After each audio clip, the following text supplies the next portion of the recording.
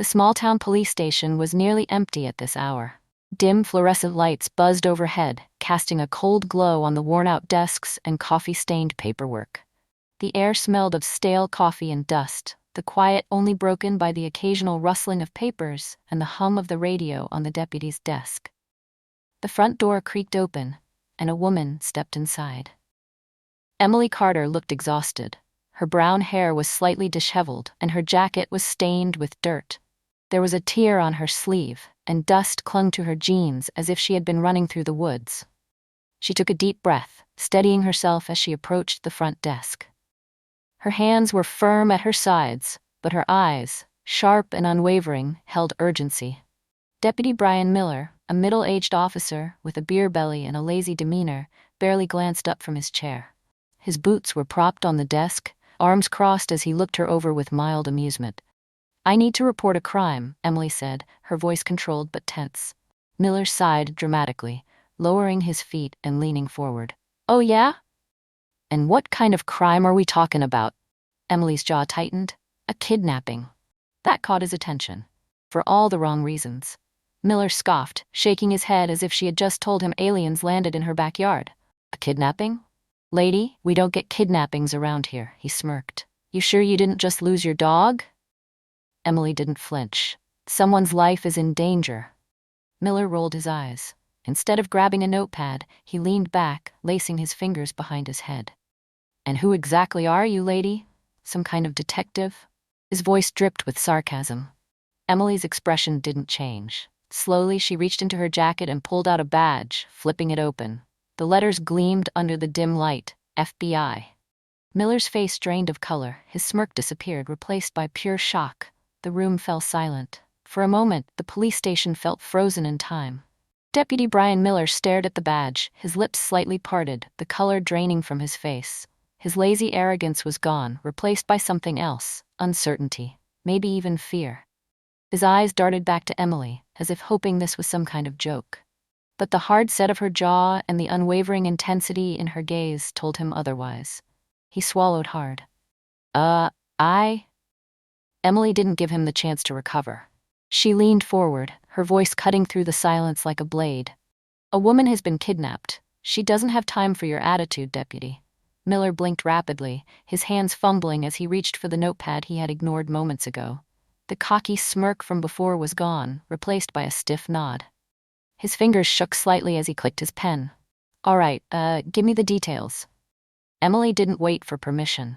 "Her name is Sophie Reed, 26 years old. She went missing a week ago, but I have reason to believe she was brought here." She pulled out her phone, swiping to a map. "There's an abandoned cabin about 10 miles west of town. I need officers out there now." Miller hesitated, processing the information, but Emily wasn't done. "I want to speak to your police chief," she demanded, her voice sharp. Miller stiffened. "Sheriff Brooks is—" He stopped, wetting his lips nervously. "He's not gonna like being bothered this late." Emily's expression darkened.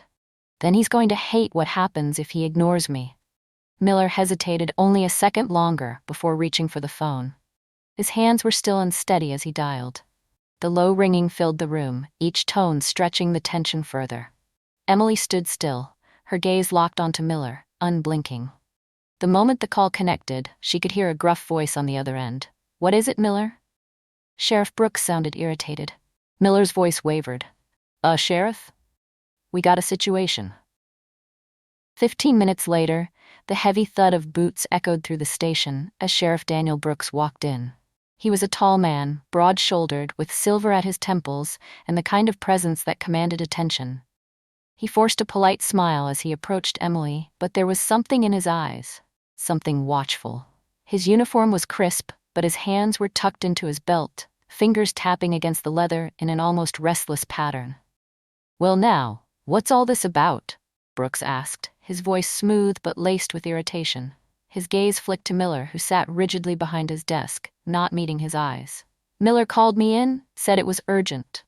Emily didn't waste time. "I'm Agent Emily Carter, FBI. I'm investigating the disappearance of Sophie Reed, who went missing a week ago." She pulled out her phone again, bringing up a photo of a smiling brunette. "I have reason to believe she was taken here, to your town." Brooks studied the image, his face unreadable. Then, without looking at Miller, he asked, "And what makes you think that?" Emily kept her voice steady. "Cell tower pings. Sophie's phone was last active near your jurisdiction before it went dark. I also have surveillance footage of a car matching hers passing through town." She let that hang in the air. Someone here knows something. A flicker of something, annoyance, crossed Brooks' face, and that's when Emily noticed it. A quick glance, a subtle exchange of looks between him and Miller. It was brief, but she caught it. Something was off. Brooks exhaled, shaking his head with an easy chuckle. "Look, Agent Carter, I understand you're just doing your job, but people go missing all the time. Maybe she ran off, got tired of her life." He shrugged. "Happens more than you think." Emily didn't blink. Or maybe she didn't. Brooks's smile thinned. Inside her pocket, Emily's fingers brushed against the small recording device clipped inside her jacket. It was already running. Emily's gaze remained locked on Sheriff Brooks, unyielding. "I want that cabin checked, now." A flicker of hesitation crossed his face, barely noticeable, but it was there. Brooks let out a slow breath, rubbing his jaw as if considering his options. Then, finally, he nodded. "Fine, Miller will take you." Emily didn't miss the way Miller tensed at the mention of his name. He hesitated before standing, forcing a tight nod. "All right, let's go," he muttered. Minutes later, they were in the squad car, heading down an empty road outside of town. The deeper they went, the darker it got. The streetlights had long disappeared, leaving only the dim glow of the headlights slicing through the night. Tall trees lined both sides of the road, their skeletal branches stretching overhead like twisted fingers. Emily watched Miller closely. His knuckles were white on the steering wheel. His posture was stiff, his jaw clenched. He hadn't said a word since they left the station. She broke the silence. "You know something, don't you?" Miller's grip on the wheel tightened. "I don't know what you're talking about." "Lying to an FBI agent isn't a good idea," she said evenly. "Neither is covering for someone." His jaw twitched. He still wouldn't look at her. Emily leaned forward slightly. "Sophie Reed. You know what happened to her." Miller swallowed hard. His Adam's apple bobbed, but he stayed silent. "You were smirking back at the station," Emily continued. "You thought this was funny, but you're not smirking now." Miller's breathing had quickened just slightly. His hands were gripping the wheel so tight his fingers had turned pale. Emily's stomach twisted. He was scared. Ahead, the dirt road curved into a clearing. The cabin stood there, dark and silent, almost swallowed by the shadows of the trees. Emily exhaled, steadying herself. Every instinct in her body screamed that they were walking into something dangerous. Miller finally spoke, his voice barely above a whisper. "You don't want to go in there." Emily's boots crunched against the gravel as she stepped out of the car, her hand instinctively going to the holster at her hip. The air was thick, almost suffocating, the night so quiet it made the hairs on her neck rise. The cabin stood lifeless, its wooden frame barely holding up against time. The windows were dark, but the front door, just slightly ajar, swayed with the wind, revealing nothing but shadows inside. Emily's pulse quickened. Something was inside. Gun drawn, she moved forward, her senses on high alert. Behind her, Miller lingered near the car, his breath uneven. "We should call for backup," he said, voice tight. "No time," Emily shot back. The moment she stepped onto the porch, a sound cut through the silence, muffled whimpering, faint but unmistakable. Emily's stomach clenched. "Sophie." She pushed the door open with her shoulder, her gun leading the way. The air inside was stale, thick with the scent of damp wood and something metallic. Blood. Then she saw her. Sophie Reed was in the corner, wrists and ankles bound, a strip of dirty cloth wrapped around her mouth. Her eyes were wide, filled with terror. Emily moved fast, reaching for her pocket knife to cut the ropes. Click. The unmistakable sound of a gun being cocked behind her froze Emily in place. "Back away," Miller ordered. Emily turned slowly, keeping her hands steady. Miller's gun was aimed directly at her, his hand shaking slightly. His face was pale, eyes darting between her and Sophie. "You don't have to do this," Emily said evenly. Miller's jaw clenched.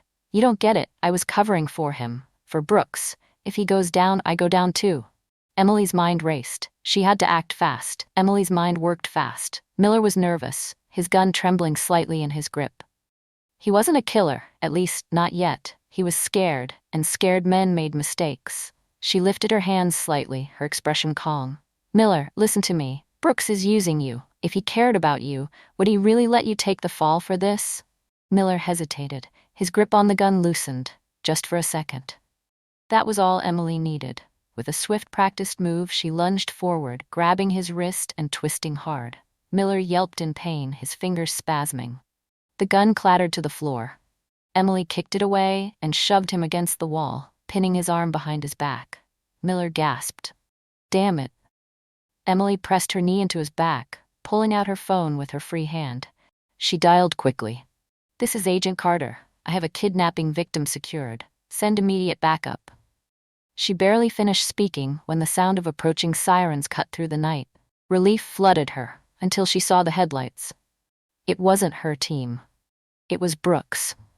Gravel crunched violently under the weight of fast-moving tires as a black SUV skidded to a sudden stop outside the cabin, its headlights slicing through the darkness like sharp blades. The tension in the air thickened, pressing down on Emily's chest as the driver's door swung open with a forceful creak.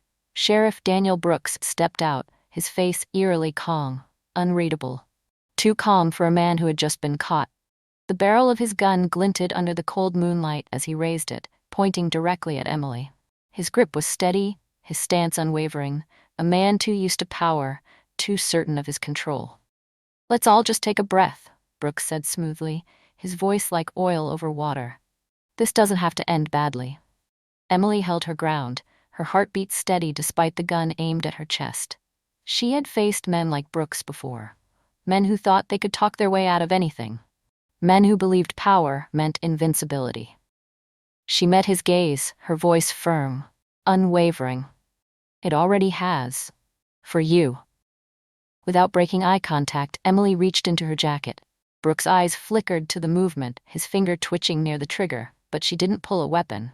Instead, she withdrew a small recording device, her fingers cool and steady as she pressed play. The cabin filled with the sheriff's own words, his voice echoing off the wooden walls like a ghostly confession. People go missing all the time. Maybe she ran off.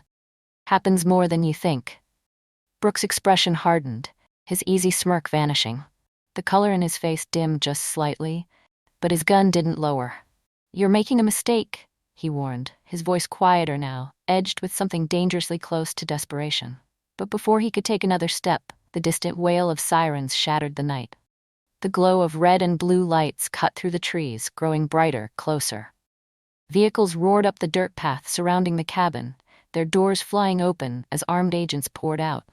Brooks turned sharply, his eyes darting between the officers closing in. His fingers twitched on his gun, but he knew.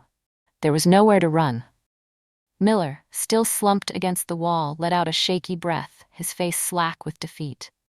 He knew it was over too. Emily slowly lowered the recorder, letting the weight of the moment settle over the room. Then she turned, her gaze falling on Sophie. The young woman was trembling, tears streaking down her dirty face, but her eyes were full of something else. Relief. Emily knelt beside her, gently resting a hand on her shoulder. You're safe now. If you enjoyed this story filled with suspense, unexpected twists, and justice being served, make sure to hit that like button and let us know your thoughts in the comments. What would you have done in Emily's place? Did you see the twist coming? We love hearing your opinions. Don't forget to subscribe for more gripping stories like this and share this video with your friends so they don't miss out on the action. Justice always finds a way. Stay tuned for more thrilling stories. Subscribe, like, comment, share.